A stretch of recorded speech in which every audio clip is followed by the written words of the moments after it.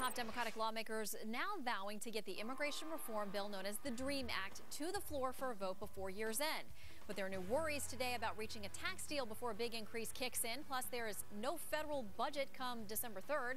So why is this the priority item right now, the DREAM Act? Let's talk about it. Ben Ferguson is an Icon Radio Network host, and Mark Levine is a constitutional attorney and radio talk show host. Welcome to you both. Hi, Thanks, Travis. All right, so Mark, why does this jump to the top of the list? Well, it's important. It's been around for about a decade. It's had bipartisan support, and really, it doesn't ask for that much. All it says is that kids who came here as kids and have lived here for 5 years, haven't committed a crime. Frankly, they didn't even go across the border themselves. They usually went with their parents and someone else. Remember, they arrived as babies or infants or young children. That they have a chance to succeed in America, and frankly, they don't have to live in the shadows and worry about being deported all the time. It's a modest proposal and one that has a lot of Republican support, and I hope it can pass quickly. All right, but Ben, more important than tax cuts that could affect every single American?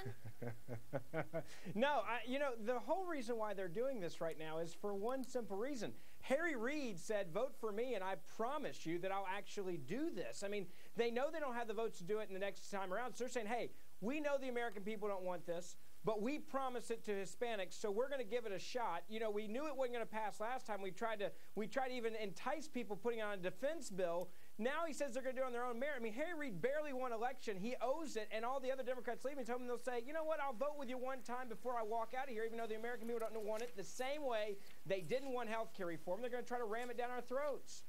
Mark, is this a payback? Is somebody owed?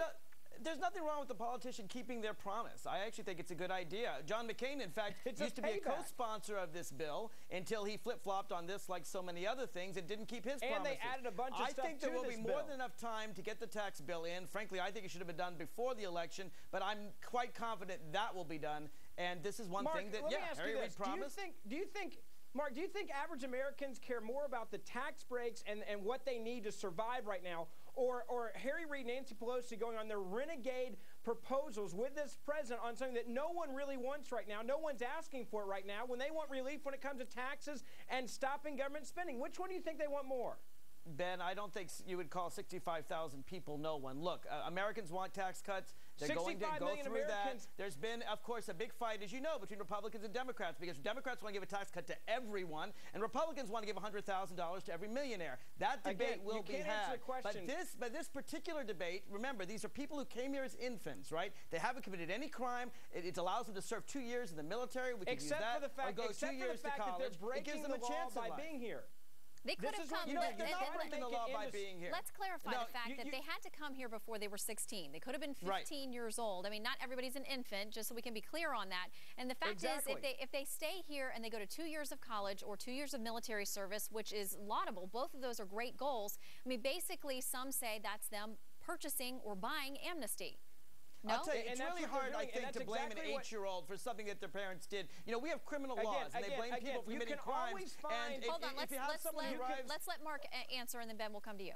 Mark? You know, if someone who commits a crime at age 6 or 8 or 2 years old, right, we don't blame them for that. We understand that they didn't make these choices. We don't usually blame children for the sins of their fathers. In fact, this would be the only example I can think of in U.S. law where we're blaming someone for something that other people did. There's statute of limitations for crimes. It affects relatively few people. And I'll tell you something else. As you bring them out of the shadows, they're less likely to be criminals. They're more likely to be productive American citizens like the rest of us. Mark, that has nothing to do with it. They don't commit crimes because they're in the shadows. But first of all, you never hear a judge in a court say, let's not punish a child by sending their parent to jail because they committed a crime, and it's not their fault to send their father or their mother to jail for committing thousands of other crimes in this country. But in this one case, what you're saying is, you know what, they're breaking the law, but I don't, what you're saying is you don't mind them breaking this law. I do. I mind these parents and illegal immigrants breaking the law and working the system and getting their kids free education and everything else. So what we've done is we pulled on the heartstrings of people to say, hey, these poor little kids, look, our American kids aren't getting an education now. Why do we want to start educating other children here in this country when we're not even doing it to our own? Well, let me ask you all, the last time they tried to get this to the floor, it was tagged onto a defense appropriations bill. Everybody agrees that's a bill that eventually has got to get passed. I mean, it's sort of a, it's a up or down. It's got to happen. This time, though, we're hearing that Senator Reid is going to break this out as a standalone bill. You know, a lot of folks think, a lot of pundits out there, that it stands much less of a chance trying to get through on its own. So is he doing this just as a symbolic gesture? Or, Mark, is this legit? I don't think so. there were three Republican senators, Susan Collins, George Lemieux, and Scott Brown, who specifically said they would not vote for it as part of the authorization bill, but they would vote for it as a standalone bill. Harry Reid is saying, all right, you want it as a standalone bill, Republicans? We'll give it to you as a standalone bill. We'll see if those three senators keep their word. All right, Mark and Ben, we have to leave it there. Thank you both very, very much. Thanks for having us. Thank you, Shannon.